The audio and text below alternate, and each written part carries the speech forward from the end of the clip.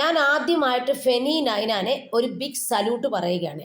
അതിൻ്റെ കാരണം രാഹുൽ മാങ്കൂട്ടത്തെ അദ്ദേഹം നല്ലവണ്ണം സപ്പോർട്ട് ചെയ്തു. സപ്പോർട്ട് ചെയ്യുക എന്ന് പറഞ്ഞാൽ അതൊരു കള്ളത്തര സപ്പോർട്ടല്ല, ട്രൂ സപ്പോർട്ട് എന്ന് പറയാം. അതായത് നമ്മൾ അതിജീവിത എന്ന് വിളിക്കുന്ന ഈ യുവതി അവരയച്ച വാട്സപ്പ് മെസ്സേജുകൾ, വാട്സാപ്പിൽ അവർ ചാറ്റ് ചെയ്തതൊക്കെ ഫെനി നൈനാനുമായിട്ടുള്ളത് അദ്ദേഹം ഈ കറക്റ്റ് സമയത്ത് ഇപ്പോൾ പുറത്തേക്ക് വിട്ടത് വളരെ വളരെ നന്നായി. ഇവരെയൊക്കെ നമുക്ക് അതിജീവിത എന്ന് വിളിക്കാൻ പറ്റുമോ? സുഖഭോഗങ്ങളിൽ മുഴുകി നടക്കുന്ന വ്യക്തികളെ എങ്ങനെ അതിജീവിത എന്ന് വിളിക്കുന്നു? ഈ വൃത്തികെട്ട മാധ്യമക്കാരാണ് ഇതെല്ലാം കാരണം. ഇവരാണ് അതിജീവിത എന്ന് പേരിടുന്നത്.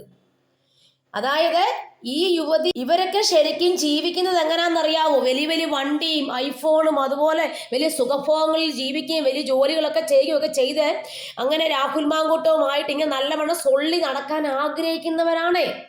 ഇവരെ ബലാത്സംഗം രാഹുൽ മാങ്കൂട്ടം ചെയ്തിട്ടുണ്ടായിരുന്നെങ്കിൽ ഇവർ ഫെനി നൈനാനെ ഇങ്ങനെ വിളിക്കേണ്ട ആവശ്യമുണ്ടോ? ഇവർ പോലീസിൽ പരാതി നൽകുകയല്ലേ ചെയ്യേണ്ടിയിരുന്നത്? ഇവർ ഉത്തരവാദിത്തപ്പെട്ട ആൾക്കാരുമായിട്ട്. അതേപോലും രാഹുൽ മാങ്കൂട്ടവുമായിട്ട് ഇവർക്ക് പ്രണയമുണ്ട്. അതാണ് യഥാർത്ഥ സത്യം.